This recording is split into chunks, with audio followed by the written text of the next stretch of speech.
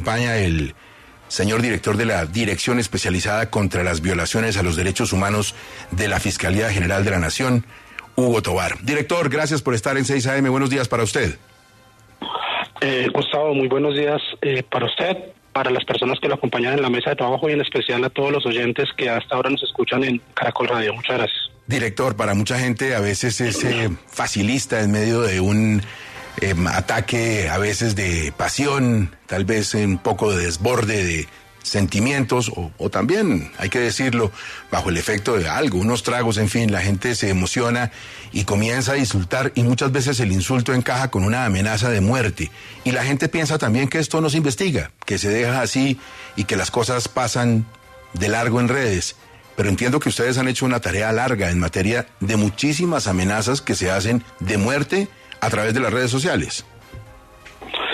Efectivamente, Gustavo, nosotros desde el año 2018, en un plan piloto que se implementó en la Fiscalía General, empezamos a investigar las amenazas a líderes sociales, defensores de derechos humanos, periodistas y otras poblaciones que han sido priorizadas. Este equipo empezó a dar resultados desde ese momento y a raíz de ello, y ya en una estrategia del señor fiscal general, del doctor Francisco Barbosa, se expide la resolución 775 del 29 de abril de 2021.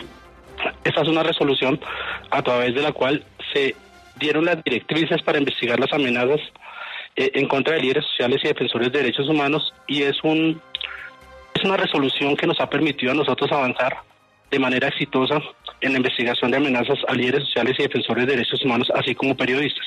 Es importante señalar también, Gustavo, que a partir de esta resolución hemos encontrado diferentes estrategias para poder esclarecer estos hechos y sobre todo identificar los responsables de las amenazas.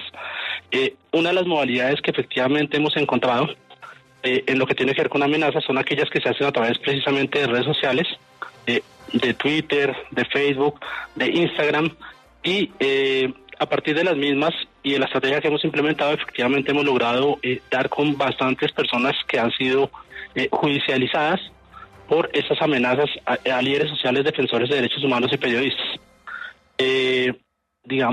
Por dar o por citar unos ejemplos, más allá de también de la amenaza que le hicieron al doctor Gustavo Serpa, recuerdo este año, por ejemplo, las amenazas que hicieron en contra del presidente Gustavo Petro o de la vicepresidenta Francia Márquez, en años anteriores también con periodistas como Luis Carlos Vélez, director de la FM, el caricaturista Julio César González Matador, y así un sinfín de casos donde hemos logrado identificar responsables. Es importante también, Gustavo, y digamos, tomando un poco la palabra de lo que usted manifestaba, las personas a veces creen que por el anonimato que dan las redes sociales es fácil cuando opinan, pasar esa línea y enviar mensajes que eventualmente tienen contenido amenazante de acuerdo con el contenido del artículo 343 del Código Penal o 188 del Código Penal, que hace referencia precisamente a amenazas a líderes sociales, defensores de derechos humanos o funcionarios públicos. Es importante señalar que nosotros desde la Fiscalía siempre estamos pendientes y a partir de la estrategia y de lo que hemos venido implementando, para nosotros es posible identificar a estos responsables. Ahora, Juan Felipe, es que en el caso de los directivos del fútbol tenemos una lista larga, ¿no? Claro que sí, Gustavo. Lamentablemente es más común de lo que uno quisiera. Recuerde que hace muy poco hablábamos del tema con Atlético Nacional, presidente y vicepresidente, que más allá también de las amenazas por medio de las redes sociales aparecieron los panfletos en la ciudad de Medellín, claro, donde ponían los obituarios y tal. O sea que esto lamentablemente es más común de lo que uno quisiera. Director, en el caso específico del accionista mayoritario de Millonarios, ¿cómo se hizo la pesquisa? ¿Cómo fue el asunto? Sí, Gustavo, y también sumando un poco lo que decía Juan Felipe. Hace poco también nosotros hicimos una imputación por unas amenazas que hicieron el presidente del Once Caldas, también a través de redes sociales, hace un par de semanas. En el caso puntual de Gustavo Serpa, básicamente fue una amenaza que llega a través de Twitter, una persona que, vuelvo y repito, aprovechando el anonimato de las redes sociales, envía un mensaje amenazante en contra de Gustavo Serpa. Este mensaje amenazante causa una zozobra o temor en la víctima. A partir de esa situación, nosotros, desde el grupo que tenemos en la Dirección de Derechos Humanos, el grupo para investigar amenazas a líderes sociales y defensores de derechos humanos, así como funcionarios públicos, empezamos hacer las pesquisas que inicialmente se trata de una búsqueda selectiva en base de datos que se hace en Twitter, pero además de ello, paralelamente empezamos a hacer búsquedas en fuentes abiertas. A partir de esas labores que realizaron nuestros investigadores, logramos dar con la persona que envía la amenaza, logrando identificarlo plenamente y citándolo inicialmente a una diligencia de interrogatorio, donde ellos normalmente aceptan pues su responsabilidad por haber enviado este mensaje amenazante, exponiéndose obviamente con ello a la pena correspondiente. A ver, hablemos de eso, de Fraile, porque uno queda con la duda, ¿no? Claro, ¿cuál es el delito y cuál es la pena? Porque mire, hay mucha gente que lleva la pasión al extremo y esto también es un mensaje para los hinchas, eso es con calma. El equipo del alma no puede significar que uno puede ir por ahí diciendo cualquier tipo de cosas. ¿Cuál es el delito y cuál es la pena que está en el código? En el tema de amenazas, Gustavo, tenemos dos tipos penales que están dentro del Código Penal, que son el artículo 188, que refiere puntualmente a amenazas a líderes sociales, defensores de derechos humanos y servidores públicos cuando la amenaza está relacionada precisamente con sus funciones. La pena en este caso es una pena de 6 a 12 años de prisión. En el caso de las amenazas del 347, que en este caso fueron las amenazas que se van a imputar o que se imputan a la persona que amenazó al presidente de Millonarios, al señor Serpa, es una pena que va de 4 a 8 años de prisión. ¿Esa pena tiene algún tipo de atenuante? Sí, señor. Digamos que, como todos los delitos digamos que se presentan en el Código Penal, cuando se hace la audiencia de imputación, la persona puede aceptar su responsabilidad. Cuando acepta su responsabilidad, puede haber una rebaja hasta del 50% en la pena. Ello también va a depender, obviamente, del juez de conocimiento, quien es el que se encarga de hacer la valoración y la tasación para imponer esa pena. Y eso también va a depender mucho, Gustavo, de los antecedentes de las personas, de la gravedad de los hechos, de que sea la primera vez que comete esta conducta. Es decir, es un tema que, digamos, aunque es objetivo porque si acepta, pues va a tener una rebaja en la pena, también es objetivo porque recae única y exclusivamente en la decisión del juez de conocimiento, quien finalmente es la persona que toma la decisión frente a la pena. Pues hemos querido visibilizar este caso, pues porque lo conocimos, porque nos enteramos aquí en casa que estaba sucediendo y logramos establecer muchísimas cosas. Una de ellas fue quién es la persona y le pedimos amablemente si quería hablar con nosotros en 6 AM y aceptó. Juan, buenos días, ¿cómo está?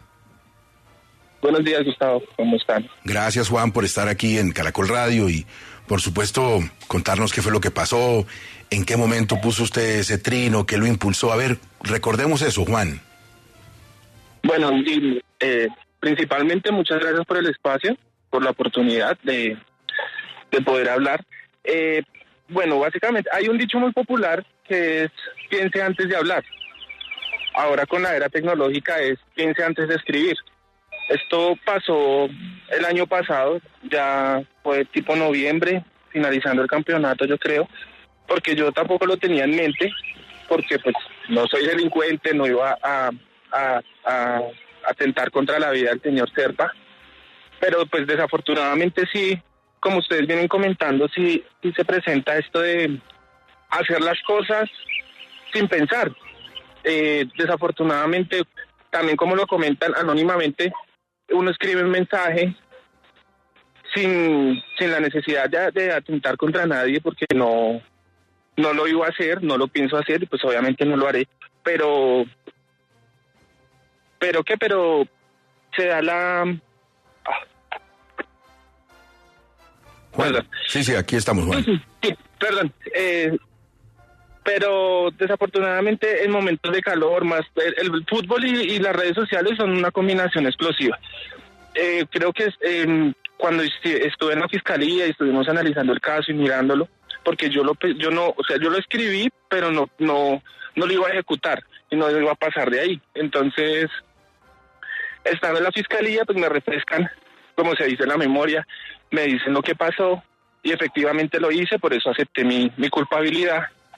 Porque lo escribí, no lo iba a hacer, pero lo escribí, entonces me someto a la justicia y la justicia pues me da una oportunidad de esclarecer los hechos, pues yo afortunadamente soy una persona que no le hago mal a nadie, no tengo antecedentes penales, no tengo ninguna anotación ninguna anotación jurídica, entonces pues me da la oportunidad de hablar, de comentar lo que pasó, pero igual quieren y queremos dejar un precedente de que esto no vuelva a pasar, de por ser yo hincha, no tengo el poder de tratar mal a nadie, de amenazar a nadie, no soy nadie para jugar con la vida de alguien, o decirlo por broma, o decirlo molestando.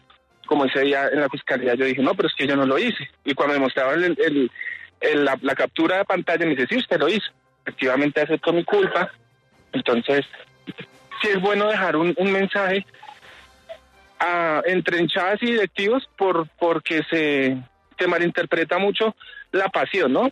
Entonces, porque yo pago una boleta, o porque yo compro una camiseta, o porque yo miro un partido de fútbol, entonces yo me voy a creer del dueño del equipo o el dueño de la vida de las otras personas, y pues no es así. Siempre hay que tener un respeto, sea la persona quien sea el dueño de Millonarios, sea el presidente, sea el técnico, sea el jugador. Siempre hay que tener presente el respeto a las otras personas. Pero claro, Juan, mire, es que cuando uno oye la voz, como en este caso la suya, o conversa con usted, pues uno entiende que usted es un pelado común y corriente, que lleva una vida tranquila, normal y que se deja llevar. Ahora, imagine lo que siente una persona cuando le llega un trino que dice, lo voy a matar, o algo por el estilo. Por supuesto que uno sí, claro, no sabe quién lo está poniendo, ¿no? Sí, claro, yo lo entiendo y me puse en los zapatos también del señor Serpa y pues claro, es entendible. Nunca me ha pasado, pero yo, lo puedo entender en que alguna persona por la calle llega a uno y decirle, oiga, lo voy a matar, pues uno queda como con el susto, será verdad, será mentira. La persona amenazada no va a decir, no, este estaba borracho, este estaba caliente, este estaba bravo, eufórico. No, la persona va a decir, no, este me va a matar, hay que cuidar mi vida. Entonces, siempre hay que... Yo entiendo mucho la posición del señor Serpa y lo que ustedes comentan, claro. Si uno lo van a amenazar, sea la persona que sea, por redes sociales, por, no sé, en directo, por cartas, por panfletos, por lo que sea, uno siempre se va a asustar. Entonces, y muy más una persona anónima, no se sabe de dónde viene, si de verdad va a cumplir con su amenaza, si de verdad lo va a hacer, entonces siempre va a quedar uno con el miedo. Claro. Juan, ¿usted se arrepiente de todo ese episodio? Sí, claro, desde el primer momento que me hicieron el contacto con la fiscalía, desde que me hicieron la primera citación a la fiscalía, yo me arrepiento, le dije al fiscal, y muy amablemente él ha llevado el caso con mi abogado Jairo Barón. Ellos siempre han estado muy prestos a esto, a la comunicación, a pensar, a mirar qué realmente era lo que yo quería hacer, si realmente lo quería hacer, si no. Entonces, pues, desde el primer día siempre he estado muy arrepentido, desde el primer contacto con la fiscalía, siempre mi primera palabra fue perdón, no lo quise hacer, ofrecer una disculpa al señor Gustavo Serpa. Y siempre, y por eso estoy acá, porque también estoy presto a esto, a seguir con una campaña, si hay que estar en alguna campaña de convivencia, que se presente un precedente conmigo, de saber de que esto no es un juego. Yo estoy sufriendo un tema legal, es algo judicial, que no se quedó en simple palabras y que se quedó en un juego o en un simplemente trato mal a cualquier persona y no pasa nada. Sí hay consecuencias legales, sí hay años de cárcel, o sea, es un tema complicado que por unas simples palabras que yo no quise decir me pueden llevar a un tema más grave.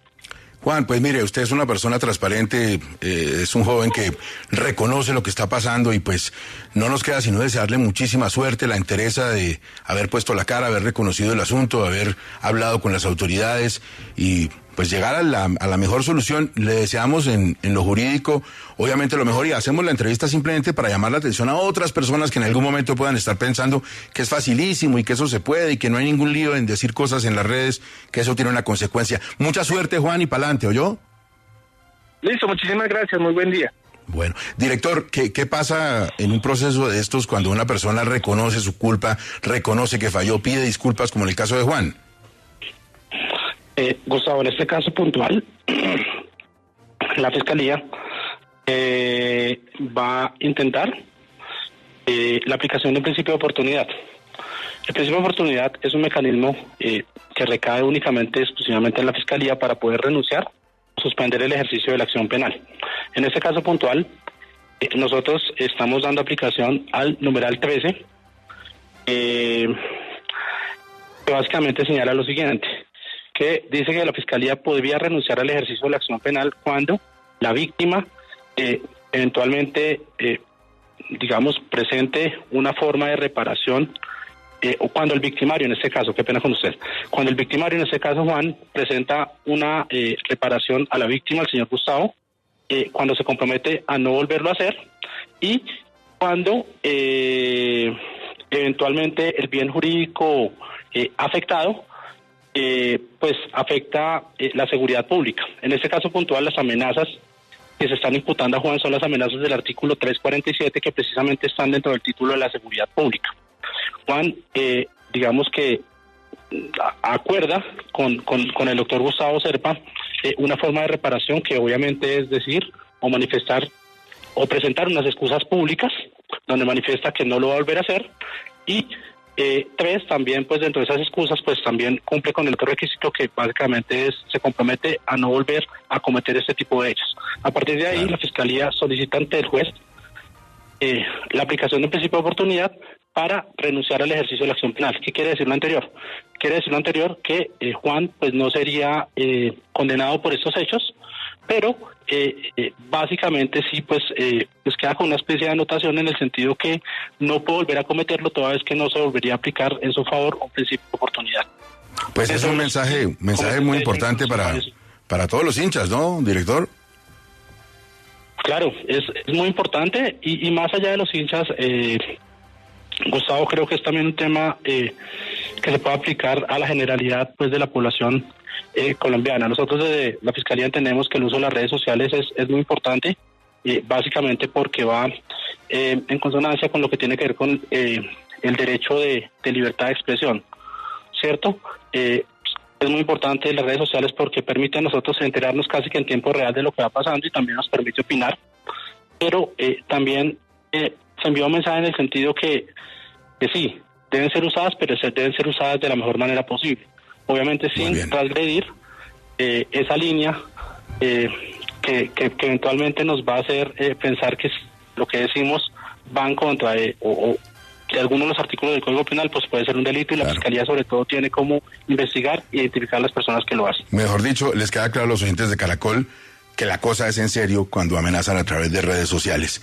Y ahí está la Fiscalía. Director, muchas gracias, muy amable por su tiempo.